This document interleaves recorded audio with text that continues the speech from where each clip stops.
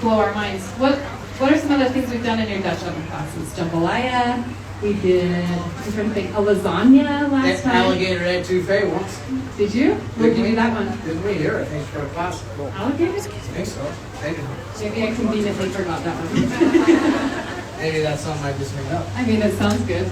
Expect that to be on the assumed Alligator etouffee sounds good though, doesn't it? Can you do anything in your Dutch oven? You can do anything in your Dutch oven. You can do it in your oven or in a pot or in a pan. Except for you can do it better. And anything in a Dutch oven tastes better just because it's Dutch oven. So, any last words before we get started? Nope. You guys are going to love this. I've been snacking on the ice cream base for the last 2 days. It's delicious. And it Thank you for definitely having fills me the making cracks. ice cream. It was very generous. We'll see if it works. So. It's going to melt this week. Yes. All you. All right, welcome. Everybody good? Yeah. Who's here for the last class? Raise your hand. Thanks for coming back. Who's the new ones? Raise your hands. Yay! Thanks for coming. Sorry you slept in.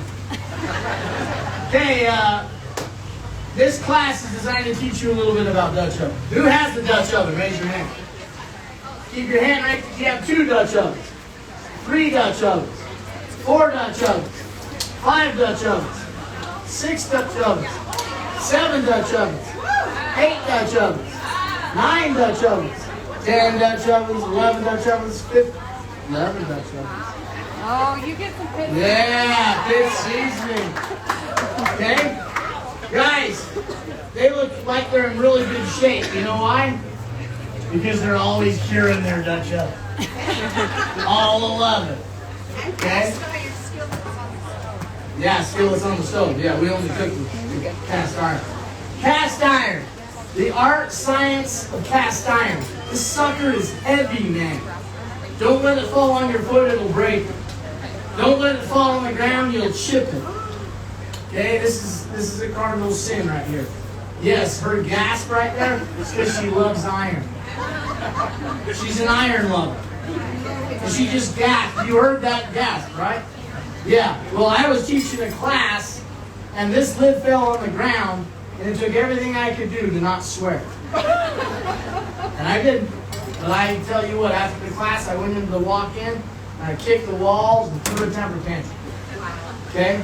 So, don't drop your lids. Take care of your cast iron. How do you take care of your cast iron? Look at this Dutch oven, guys. Doesn't this make you happy? Yeah. Isn't this just a beautiful piece of iron? Okay, you see that shine in there? That shine is because you don't want this Dutch oven to get dry. You don't want it to get wet at the same time. Okay? So you oil it. Now, everybody has their way to care for their Dutch oven. I've got guys that will never use soap and water. I've got people that only use salt. And they rub it down with salt. And they're like, yeah, this is how I clean it. I'm like, oh, okay. Remind me not to eat out of your Dutch oven. Okay? There's all types of people, and everybody has their philosophy and belief, and it's literally like their religion. Okay? And that's fine. I have my religion, and I'm going to share it with you. My religion is I use my Dutch ovens, and I use them, and I love them, and I cherish them. And then I wash them. And I use nothing but like just a little light soap and water, and I just use a very soft towel to clean them and get them clean. And then every time I use them, I put them back on the stove, I heat them up, and then I re-oil them, and I wipe it out until it's not like real shiny. But you can see, that is a well-seasoned Dutch oven. This has been used many, many times. I have like 18 of those, okay, because I do a lot of church events. So we've collected them over the years. But anyways, this is how I do it every time. So I use my Dutch oven. You go to your storage shed, you go out back, get in the shed, you pull your Dutch oven out, you look at it and you're like, oh dear me. This thing's rusty and got lots of problems. How do you solve that? Well, the best thing to do is to clean it, and then to heat it, and then to oil it. Do that 5 times. Then cook bacon in it. Then deep fry French fries in it. Then after that, rub it down again with oil and rub it down again after that. Then after that, guess what? You're finally going to be good. Your ovens can come back if they're rusty and not cared for properly, they can come back. We sell cases, actual, like a canvas case that these sit in, and we store them for long periods of time that way, because the case keeps them dry. And then also, once I'm done, pretend this is a paper towel, once I'm done curing it and it's cool, and I've oiled it, I put a paper towel inside. I put my lid in it.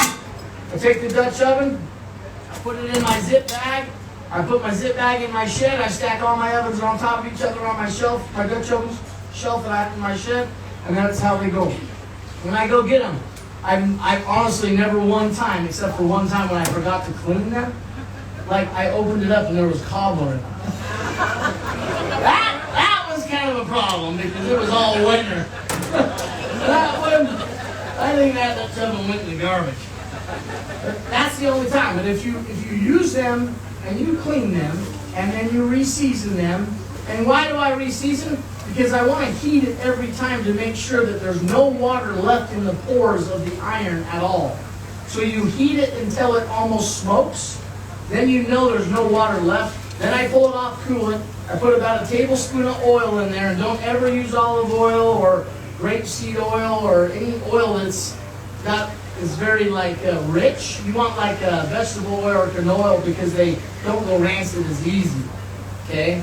And then you wipe that oil and you rub that oil in. I rub my lid, I rub my tops, my bottoms, my insides, everything. And I rub it until it's gone. And then I put my paper towel in, I put my lid on, and I put it in my bag. Why do I tell you this? Because the number one thing about Dutch ovens is understanding how to care for them, how to take care of them, how to use them. They're a pain. They take more effort than just scrubbing it and putting it in the dishwasher. Okay, that's one way to do cooking. With Dutch ovens, you'll have the rest of your life. If you take care of this iron, you'll have it the rest of your life. And I'm telling you, in 20 years, it'll only be better. What? Yes, if your pan is good, and if your lid is good. I can cook you a pancake right on this lid because of the well seasoning that I have on this lid. Put this right on the fire, on the flame, on that burner. I can pour a pancake on here at the right temperature with a little bit of butter, and I can flip it over, no problem.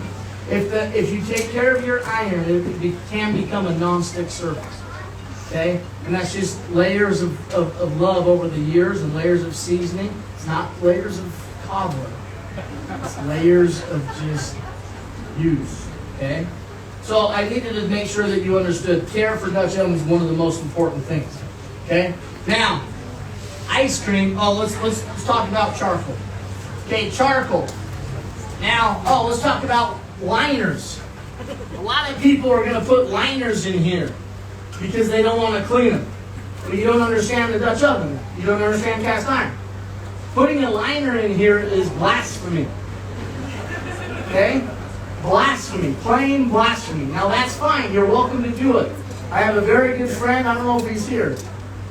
He left, I think. But anyways, he was our scoutmaster for years. He always puts a liner in his Dutch oven, which is fine. I always tease him.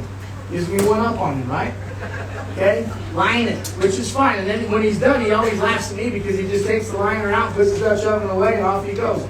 But that's not the thing. You want the iron. It's your friend. It's your best friend. Okay? But there's so many fun tools. You can buy little pans and trays to put the charcoal under. You can buy big, what do they call? You put them in, the charcoal's underneath. You can buy the charcoal starters, the big chimneys. All these little tools and gadgets. You got to have a good lid lifter. This is my actual favorite one. This is the one I use. I have probably 6 different ones. But this one I just always love because I know I'm secure. Because I can go like that and I know I'm secure. That ain't going nowhere because I know I have it. Some actually just rely on a hook, and that something can come off, and look what happens if you just hook it. Your ash is going to go in your food. So that's what's cool about this one, is I love to take this because then I can grab that and I'm totally secure. It's not going anywhere. So I really love this. It's a good one. So let's talk about coals now. Charcoal, there's a difference between charcoal brands, and I promise you there's a difference. Kingsford is the only charcoal that I will use. Let me tell you a quick story. 3 weeks ago we did a Dutch oven class here. I was feeling cheap because everything, all the prices in the whole USA are ridiculous, right? So I bought Winco cheap charcoal. The class was an hour and a half late, and we finally had to say a prayer, and we found a half a bag of Kingsford, lit it up, and got the food finally cooked because the Winco charcoal would not. I got them cherry and beautiful, and we loaded up our Dutches, and boom, fire went out. There's no heat in those charcoals, and I'm telling you, the food did not cook. There is a difference. The way those other charcoals burned was totally different. So Kingsford, in my opinion, and I'm not a member of the Kingsford family. I'm not trying to make sales here, but I am a promoter of this charcoal. It's very, very good. So when you load your charcoal, I don't use a chimney. I have a chimney, but I don't use it. I don't need to. I don't think it's necessary, absolutely necessary. But I'll just pile that up like that. And I'll take a little bit more mountain to it. So some that have fallen, I'll just take these outside ones, move them up top, because you want to make your fire. You want to make your fire all in one area. That way the coals will be more consistent. That's why the chimney does work nicely, is because it's forcing it into that chamber, and it's all going to pretty much becomes consistent. But it works like this. I've been doing it like this for my whole life. So just pour all this juice all over like this. You just put some lighter fluid on it. You know what I mean? Okay, it's fine. Take your favorite lighter. I prefer purple. Okay? Light that sucker up. Now this lighter fluid is not gas. I highly recommend not substituting gas for lighter fluid. Because if you took gas and put it on there and you went here to light this up, you wouldn't live anymore. Boom! Okay? Gas is an explosive. Lighter fluid is a slow light. It's meant to just barely light up. Okay? So now, charcoal is brewing up. Now let's put something in the Dutch oven. Let's make cake. Okay? So if we're going to make cake, we're going to make something delicious. I love spice cake, always have. It's my favorite cake. For my birthday, I asked for apricot snacking cake. 2 cans of apricots. You can also use frozen ones, but if you use frozen ones, make sure you add a half a can of Mountain Dew. Because you actually puree the juice from the can too with the apricots. Okay? So that's that. If you don't have them, you can sometimes find frozen apricots, but sometimes you can't. If you're going to use frozen apricots, though, make sure a half a can of Mountain Dew. Okay? Chef Todd, see the best. All right, now we're going to take our 1 egg and add it to the apricots.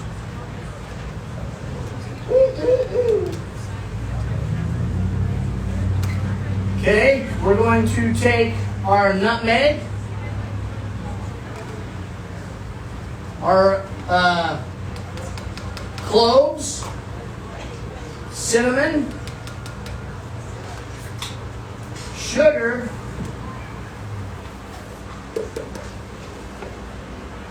baking soda, and turn your machine on medium speed.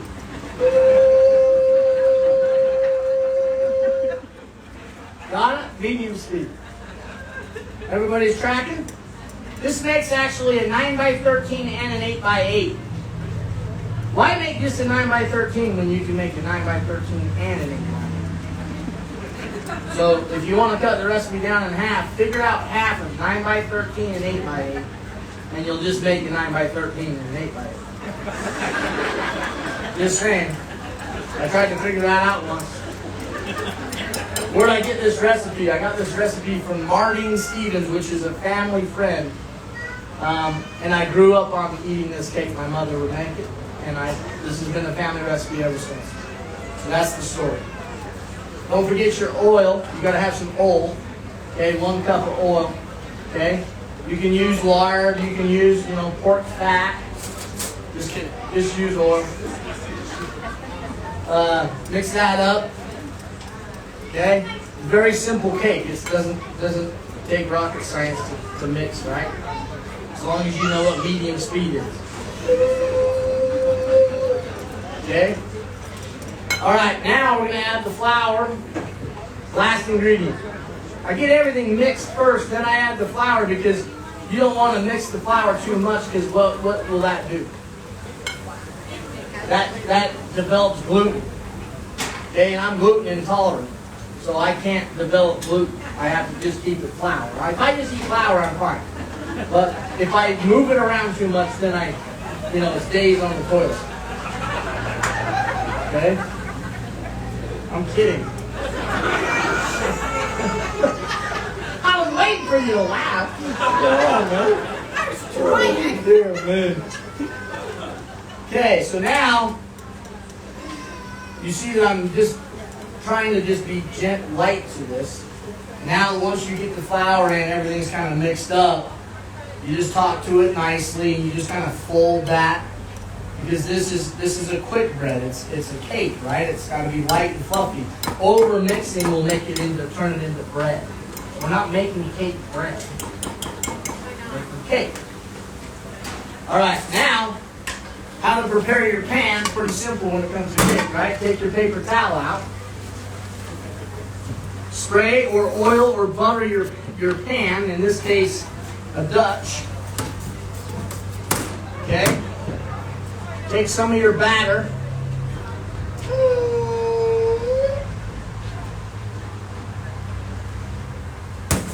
8 by 8. You see? 9 by 13, 8 by 9, 13. Tracking? Okay, now the topping. Topping's important. Some nuts, pecans, of course, are the best nut on the earth. Okay? And then we're going to go brown sugar. Just a sprinkle of brown sugar. Chocolate chips. Oh, these are melting. And then a little bit of brown sugar. Okay? And that makes it all crispy and crackly and delicious. Okay, you can put a little dash of cinnamon on there. More chocolate. There you go. There you go. Will you hand that to her?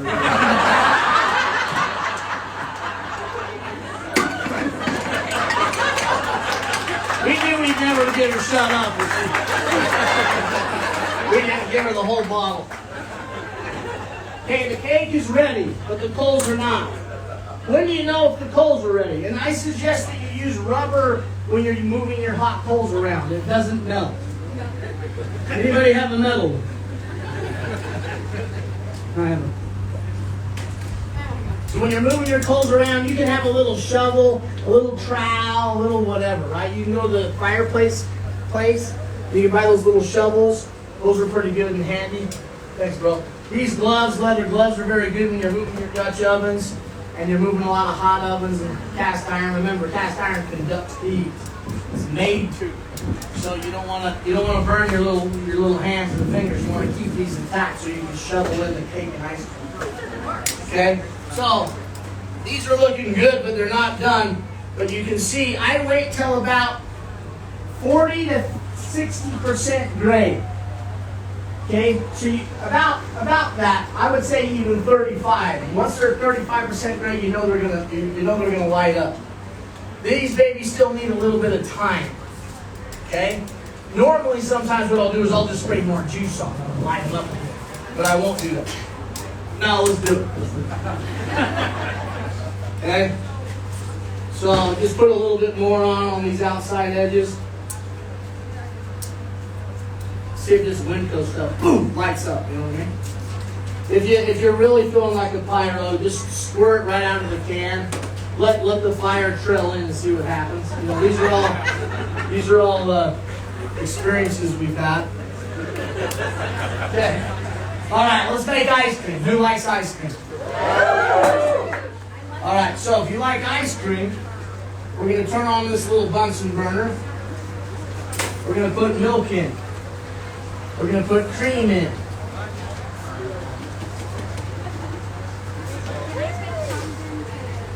We're going to put our eggs over here.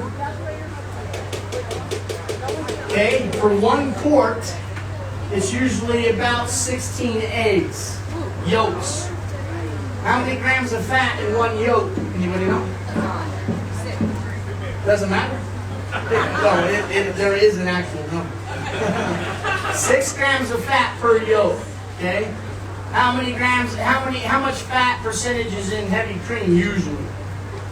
32 to 37, something like that. How much fat is in whole milk? How much fat is in 2%? 2%. You guys are getting there. You're really getting smart. Whole milk is usually around 3.5% fat. So I've got whole milk, 3.5% fat, heavy cream, 32 to 37% fat, and then I've got 6 grams of fat per egg yolk. Okay? So what are we freezing? Fat. I love it. Sugar, right here. Check it out. Okay? Vanilla, right here. Oh, here. This is the vanilla bean paste we sell. It's delicious, but it's, look at that. Oh, man. That looks nice, huh? Okay? Little pinch of salt in here. Okay? Now, we've got everything going, and everything's looking tasty. So now we're going to stir this, get this milk and cream hot, and then we add that slowly to here to temper the eggs. Okay? Don't add the eggs into here. You're not tempering the milk. You're tempering the eggs. The reason why I say that is sometimes it's confusing.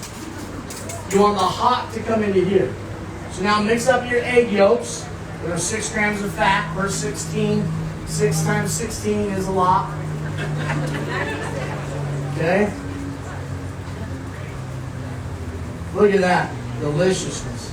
Now, this is classic French-based style ice cream, heavy on the egg yolks. Can you reduce it? Sure. Can you add more milk? Sure. You can do whatever you want, but remember, the texture will be different. This is a custard. This is deliciousness. Why do you cook it? A couple reasons. We are using raw eggs, so that's good. The other reason is the eggs, once you bring them to the right temperature, will actually start to thicken a little bit. Okay? So, creme anglaise, which is vanilla custard sauce, is basically the same, almost exact process, but you actually just cool the custard and then you use that on whatever. I like to just drink it. So good. Okay? But can you put alcohol in your ice cream? Yes, but you've got to be cautious because the more you put in, the less freezing opportunity it will have. So you just put it in as a flavoring. We're not trying to get a buzz off our ice cream. We're trying to flavor our ice cream. But a lot of fine dining restaurants and a lot of chefs will put in a little bit of flavoring alcohol of some sort. Can you put in, this is a vanilla base. What can you put in a vanilla base? Anything you want. Okay, next question. I'm getting close to needing my bowl. Next question is, how long, when should you put other ingredients in your base? So if I was going to make Oreo ice cream, when would I put it in? Towards the last 1 or 2 minutes of churning. That's it.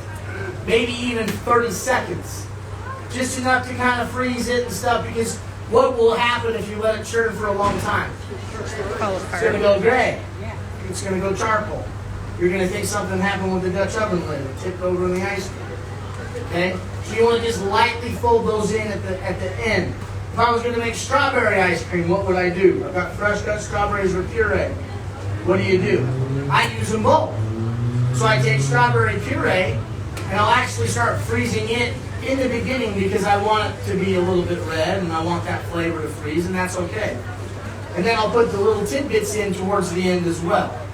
That way they just are a little bit more fresher and then they set. Your ice cream will never be set hard like it's coming from the freezer. Your ice cream will just barely be enough set, then you can freeze it as hard or soft as you want. The ice cream shops have a certain temperature they have to be at to keep their ice cream perfectly tempered. Yeah. She's got a question about the fat. She's been debating whether she should ask this for the last 5-10 minutes.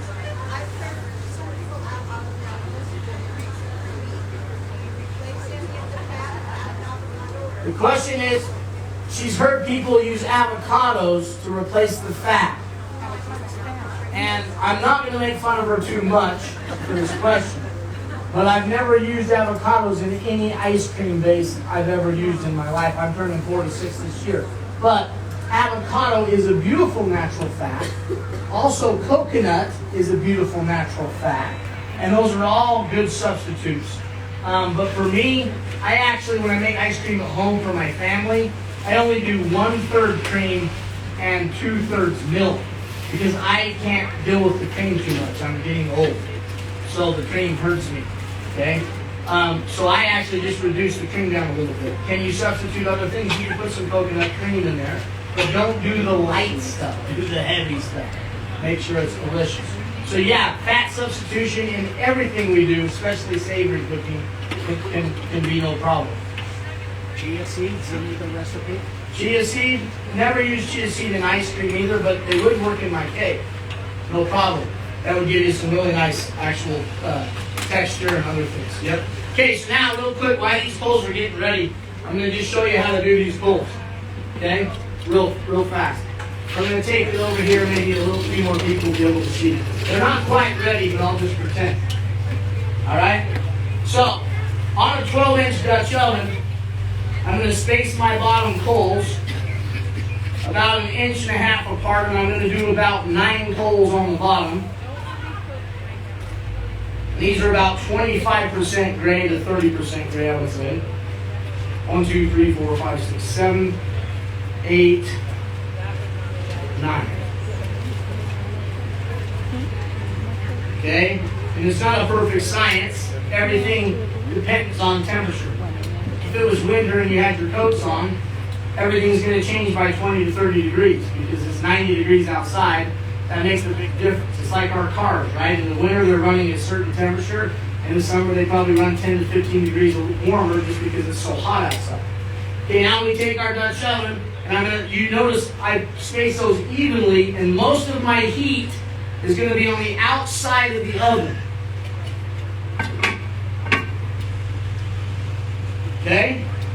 So the heat now is going up and on the outside. I don't have all the pile of 9 coals in the direct center. I have them on the edges, which heat moves. It's a power. It's an energy, right? So that bottom heat is now going up the sides of my Dutch oven. The other heat now is going to go on the rim, on the lid. And this heat wants to go up, but because of our magical iron, it will force it down. Because the iron is a conductor of the heat. So it takes the heat, it says, oh, I like you, you're very nice. It becomes friends, and it says, I'm going to send you down, around, and through my whole body so that I can bake this delicious cake. So now I have the cake going. Everything's peachy, okay? I am only putting them on the rim of the Dutch oven, you see? My coals are only on the rim.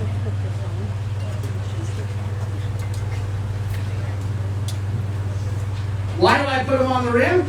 Same reason why I spread them out on the bottom on the outside. I want my heat to conduct on the rim and go down the sides of the oven, creating more of a convection style oven. If I just pile them in the middle, it's going to take more time to conduct that heat out. Now I'm going to take another small ring, and I am going to go with one other additional ring in the middle, but I'm going to space those out beautifully as well. Okay, now I'm cooking brilliantly. Everybody got that? Can you see that? Yeah? Yeah? Oh, I thought you were asleep.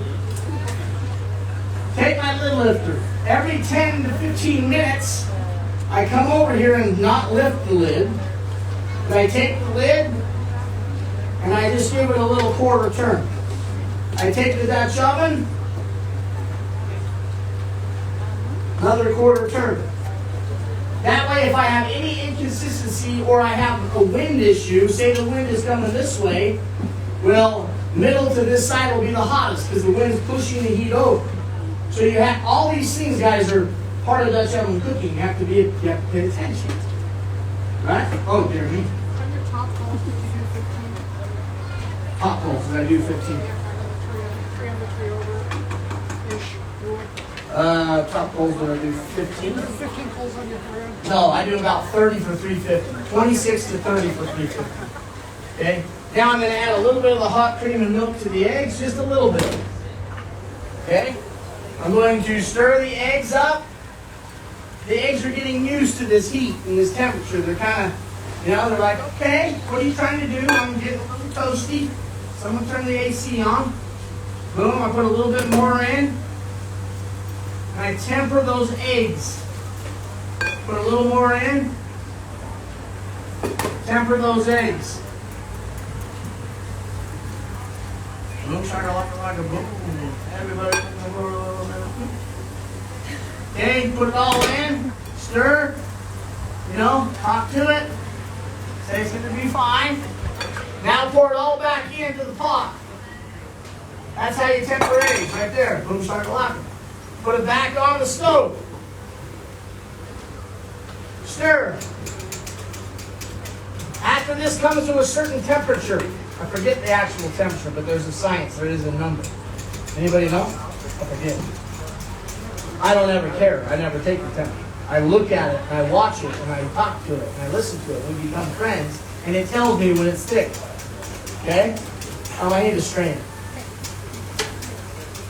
There might be one here, but I'll see one. Okay, so I'm stirring that, not too much, but some, because you don't want to burn the bottom. Once this starts to thicken, life is looking good. Okay? Life is looking good. Then your custard's pretty much ready to go. Alright? And you can take a temperature, but I just do it until I can see the eggs start to actually work and thicken.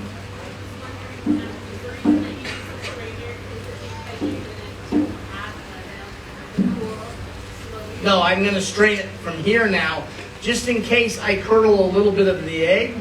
I don't want it in my ice cream, so I'll put it through the strainer into this bowl.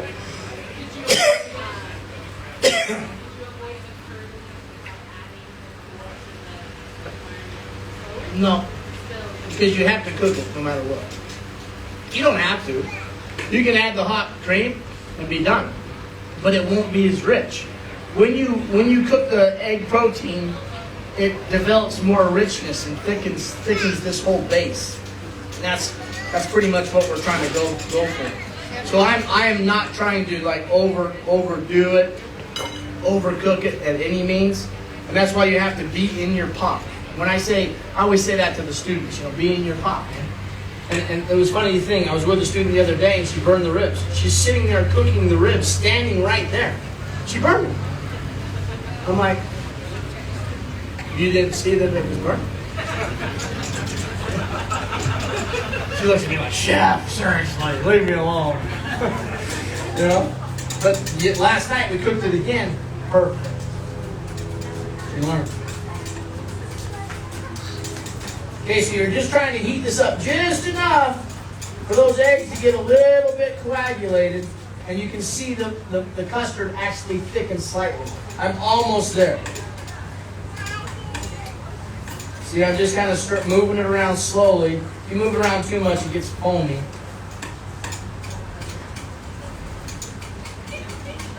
Okay, I'm going to call her good. Okay, there's ice cream base 101.